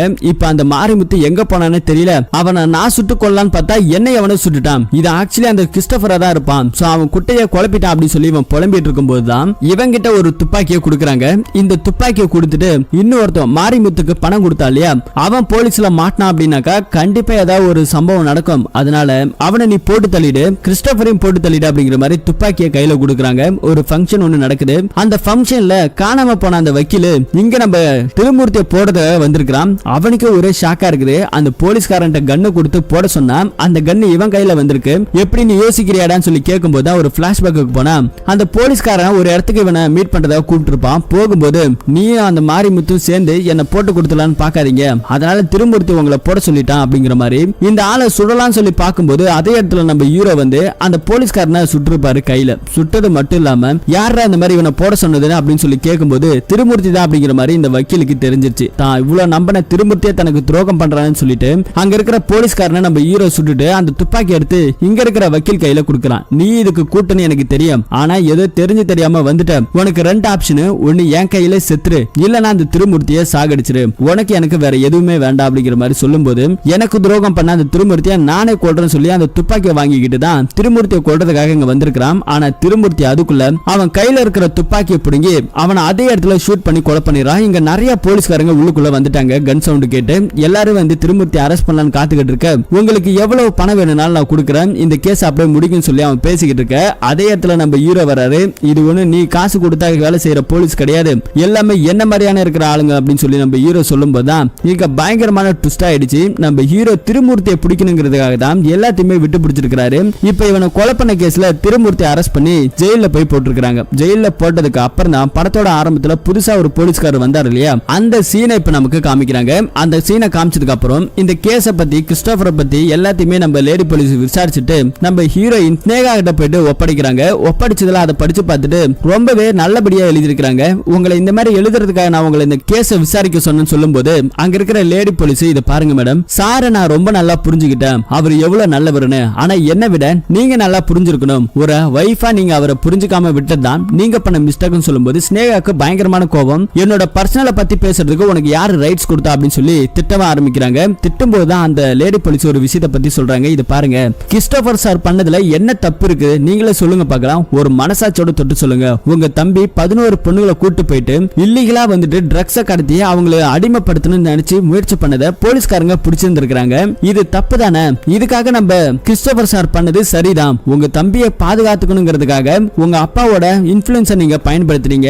எல்லாருக்கும் 10,000 ரூபாய் பணத்தை கொடுத்தீங்க. இப்படி உங்க தம்பி பண்ண குத்தத்துக்காக மறைக்கணுங்கிறதுக்காக நீங்க என்ன வேணாலும் செய்வீங்க. ஆனா ஒரு விஷயம் அபிலாஷ் சாரு என்கிட்ட சொன்னாரு, ஆனா அபிலாஷ் சாருக்கு தெரியாது, பாதிக்கப்பட்ட அந்த 11 பெண்கள்ல நானும் ஒருத்திங்கிறது தெரியாது அப்படின்னு சொல்லும்போது இங்க இன்னொரு பயங்கரமான ட்விஸ்ட் ஆயிடுது. ஹீரோயினோட தம்பி கடத்திட்டு போனா இல்லையா, அந்த 11 பெண்ணுல இந்த பொண்ணு ஒருத்தி. பணத்துக்காக சின்ன சின்ன வேலைகளை செய்யக்கூடிய இந்த பொண்ணையும் கூட்டு வந்திருக்கானுங்க. அங்கிருந்து எப்படியோ தப்பிச்சு போயிருக்காங்க. ஆனா அபிலாஷ் சாரு சரியா முகத்தை பார்க்கல. அதுக்கப்புறம் படிச்சு ஒரு நல்ல இடத்துக்கு வரணுங்கிறதுக்காக படிச்சு இந்த மாதிரி ஒரு போலீஸ் அதிகாரியா ஆயிருக்காங்க. சொல்லிட்டு அதுக்கப்புறம் இந்த பொண்ணு போக ஸ்னேகா பயங்கரமா யோசனை பண்றாங்க, நாம பண்ணது தப்பு தானே அப்படிங்கிற மாதிரி யோசிச்சுட்டு இருக்க. இன்னொரு சீன்ல இங்க ஒரு போலீஸ்கார காமிக்கிறாங்க. ஜெயிலுக்குள்ள உன்னை பாக்குறதுக்காக நான் கிறிஸ்டோபரை அனுப்புறேன், அதே இடத்துல நம்ம ஆளுங்களை வச்சு கிறிஸ்டோபரை முடிச்சிரு அப்படிங்கிற மாதிரி போலீஸ் சப்போர்ட்டோட உள்ளுக்குள்ள இருக்கிற திருமூர்த்தி கிட்ட இன்ஃபர்மேஷன் போகுது. அப்படி புதுசா வந்திருக்கிற போலீஸ்காரர்கிட்ட எனக்கு நல்ல கிரைம் பண்ணக்கூடிய ஒரு ஆள் வேணும்னு சொல்லி கேட்கும்போது மணிகண்டன் சொல்லி ஒருத்தர் இருக்கிறான், நீங்க பணத்தை கொடுத்தா மட்டும் போதும் அவன் எல்லா வேலைகளையும் செஞ்சிருவான்னு சொல்லிட்டு இங்க ஒரு பக்கா பிளான நம்ம ஹீரோவை போடுறதுக்காக முடிவு பண்ணிக்கிட்டு இருக்காங்க. அதே இடத்துல அவனை கொல்லணுங்கிறதுக்காக காத்துக்கிட்டு இருக்கான் திருமூர்த்தி. இந்த பக்கத்துல நம்ம ஸ்னேகா இருக்காங்க இல்லையா, அவங்க நம்ம ஹீரோக்கு ஒரு மெசேஜ் அனுப்பிட்டு இருக்காங்க. இந்த மாதிரி நான் உன்னை புரிஞ்சுக்காம போயிட்டேன், உனக்கு எனக்கு நிறைய டிஃபரெண்ட் ஆயிடுச்சு, நிறைய நடந்துருச்சு, ஆனா இப்பதான் நான் கொஞ்சம் யோசிக்கிறேன். எல்லாமே அந்த லேடி போலீஸ் வந்து என்கிட்ட சொன்னாங்க, சோ என்ன மன்னிச்சிரு, எப்பயாவது உனக்கு என் கூட பேசணும் தெரிஞ்சா நீ ஏன் கால் பண்ணு, நான் உனக்கு கால் பண்ண மாட்டேன்னு சொல்லி எங்க இருக்கிற மெசேஜை தட்டி விடுறாங்க. இன்னொரு சீன்ல நம்ம ஹீரோ வந்துட்டு திருமூர்த்திய பாக்குறதா வந்திருக்கிறான். அப்படி பார்க்கும்போது சாருக்கு இனிமே போறதுக்கு எதுவுமே கிடையாது, ஆனா சில விஷயங்களை நினைச்சு வருத்தப்படுவாரு. உங்களோட பர்சனலா டச் பண்ணா நீங்க ஸ்ட்ரகிள் ஆகுவீங்க அப்படிங்கிற மாதிரி கொஞ்சம் ஜெனரலா பேசிட்டு அங்க இருந்து கிளம்புறாரு. கிளம்பும் போது அவன் எதுக்காக இந்த மாதிரி சொன்னான்னு சொல்லிட்டு நம்ம ஹீரோக்கு ஒரே சந்தேகமா இருக்கு. அப்போ ஒரு மெசேஜ் வருது. அந்த மெசேஜ்ல தான் ஸ்னேகா அனுப்பின மெசேஜ் படிக்கிறாரு. உடனே போன் பண்றாங்க. போன் பண்ணும்போது நீ எங்க இருக்குன்னு சொல்லி கேட்டா வீட்டுல தான் இருக்கேன்னு சொல்றாங்க. நான் வர வரைக்கும் நீ எங்கேயும் போயிடாத அப்படிங்கிற மாதிரி சொல்லிக்கிட்டு இருக்க. ஹீரோ அர்ஜென்ட்டா கார் எடுத்துட்டு போறாங்க. திரும்பவும் போன் பண்றாரு. போன் பண்ணும்போது போனே ரீச் ஆகல. உடனடியா அந்த ஸ்பாட்டுக்கு போனா நம்ம ஸ்னேகாவை கழுத்தை நெரிச்சு கையில நிறைய சிராய்ப்புகளோட இறந்து போய் கிடக்குறாங்க. அப்படியே தூக்கிட்டு வந்து பெட்ல போடுறாங்க. சோ ஹீரோவோட மனைவி இந்த மாதிரி பண்ணது யார் அப்படின்னு தெரியாம பயங்கர சென்சிட்டிவா அந்த கேஸ் போய்கிட்டு இருக்கு. அங்க இருக்கிற சிஎம் இந்த கேஸை விசாரிக்கிற திரும்பவும் கிறிஸ்டோபரை உள்ள இறக்குறாங்க. ஹை பொசிஷன் ரேங்க்ல இப்ப உள்ள இறக்கி திரும்பவும் போலீஸ் ஆகி இப்ப உள்ளுக்குள்ள இருக்கிற திருமூர்த்தியை பாக்குறதுக்காக இங்க வந்திருக்காரு. இப்ப புதுசா ஜாயின் பண்ண போலீஸ் இங்க வந்திருக்காரு. துப்பாக்கி எல்லாம் ரெடியா இருக்குது போலீஸ்கார கிட்ட. போலீஸ்கார தான் நம்ம ஹீரோவை போடுவாருன்னு பார்த்தா இங்க எல்லாமே அப்படியே உல்டாவா இருக்குது. இதனால் வரைக்கும் திருமூர்த்திக்கு சப்போர்ட் பண்ணிட்டு இருந்த போலீஸ் எல்லாம் இருக்காங்க இல்லையா, அது எல்லாமே நம்ம ஹீரோ அவன் என்னென்ன சொல்றான்னு சொல்லி ஒவ்வொரு நிமிஷம் அப்டேட்டுக்காக அவன் சொல்றதெல்லாம் செய்யற மாதிரி இருக்கிற போலீஸா நடிச்சிருப்பாங்க. சோ நம்ம ஹீரோ வந்தவனே இது எல்லாமே திருமூர்த்திக்கு தெரிஞ்ச அடுத்த நிமிஷம் திருமூர்த்திக்கு பயங்கரமான ஷாக் ஆயிடுச்சு. இப்ப அங்க இருக்கிற போலீஸ்காரர் துப்பாக்கி பிடுங்கி ஹீரோவை சுடலான்னு போகும்போது நம்ம ஹீரோ கிட்ட இருக்கிற துப்பாக்கி எடுத்து அங்கவே ஜெயிலுக்குள்ள வச்சு திருமூர்த்தியா போட்டு தள்ளிட்டாரு. நம்ம ஹீரோ போட்டு தள்ளதுக்கு அப்புறம் பக்கத்துல இருக்கிற போலீஸ்காரு ஹீரோ கிட்ட இருக்கிற துப்பாக்கியை வாங்கிக்கிறாரு. உங்களுக்கு பதிலா நான் சரண்டர் ஆகிறேன் சார், நான் தான் இதை பண்ணனு ஒத்துக்கிறேன், ஏன்னா அப்பனாவது என் பொண்ணு அமினாவோட ஆத்மா சாந்தி அடையட்டும் சொல்லும்போது இங்க இன்னொரு பயங்கரமான ட்விஸ்ட் ஆயிடுதுங்க. அமினா நம்ம ஹீரோ தான் அடாப்ட் பண்ணி வளர்த்தாருன்னு தெரியும். ஆனா இங்க இருக்கிறவரு அமினாவோட சித்தப்பா. சோ அன்னைக்கு ஏதோ சில காரணத்தால அந்த பொண்ணை பாத்துக்க முடியாம போயிடுச்சு. அதனால இன்னைக்கு அவ என் பொண்ணு தான், அவளோட ஆத்மாவது சாந்தி அடையட்டும், நான் அவளுக்கு செஞ்ச ஒரே விஷயம் இதுவா கூட இருக்கட்டும் அப்படின்னு சொல்லி அந்த கன்னை இவர் வாங்கிக்கிறாரு. அதுக்கப்புறம் நம்ம அபிலாஷ் இருக்காரு இல்லையா, அவரு சிஎம் கிட்ட ஒரு ரிப்போர்ட் கொடுக்கிறாரு. ஜெயிலுக்குள்ள இருந்த திருமூர்த்தி போலீஸ் அட்டாக் பண்றதுக்காக முயற்சி பண்ணா, அப்படி அட்டாக் பண்ணும்போது தான் தற்காப்புக்காக அவனை சுட்டு கொலை பண்ணிட்டாரு அப்படிங்கிற மாதிரி ஒரு ஸ்டேட்மெண்ட்டை கொடுக்கிறாரு. நம்ம ஹீரோ எதுவும் பண்ணல, அவரு நல்லவர் தான் அப்படிங்கிற மாதிரி ஸ்டேட்மெண்ட் இருக்கு. இப்ப அங்க இருக்கிற சிஎம் சில தடவை ஒரு கெட்டதை பண்றதுக்காக சில பொய்களை உண்மையா சொல்ல வேண்டியது இருக்குது அப்படிங்கறத அந்த சிஎம் புரிஞ்சுக்கிறாரு. உள்ளுக்குள்ள என்ன நடந்துச்சு அப்படிங்கறத கூட சிஎம் ஆல கணிக்க முடியுது. உள்ளுக்குள்ள இருக்கிற திருமூர்த்தி இறந்து இறந்து போயிட்டான். அப்படியே ஒரு 5 வாரத்துக்கு அப்புறம் காமிக்கிறாங்க. படத்தோட ஆரம்பத்துல ஃபர்ஸ்ட் ஒரு பொண்ணை ரேப் பண்ணி கொலை பண்ணிட்டு அவங்க தங்கச்சியை பாலியல் ரீதியா தொந்தரவு பண்ணி விட்டாங்க இல்லையா, அந்த பொண்ணை இப்ப நம்ம ஹீரோ அடாப்ட் பண்ணி நானே வளர்க்க போறதா சொல்லி நம்ம ஹீரோ கூப்பிட்டு வர்றார். ஹீரோவோட வாழ்க்கையில அவங்க அப்பா அம்மா அக்கா தங்கச்சிக்கு நடந்ததை